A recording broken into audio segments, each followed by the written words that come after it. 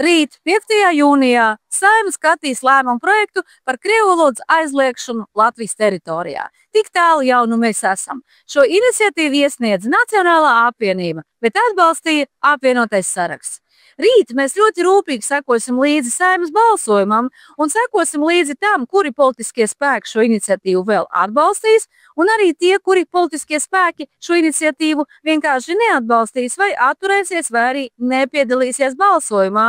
Mēs kategoriski nosodam tās politiskās partijas, kuras ir iesniegušas šo iniciatīvu, kuras viņu atbalsta, kā arī tās politiskās partijas, kuras plāno sadarboties ar Nacionālo apvienību čempioniem naida kurināšanā.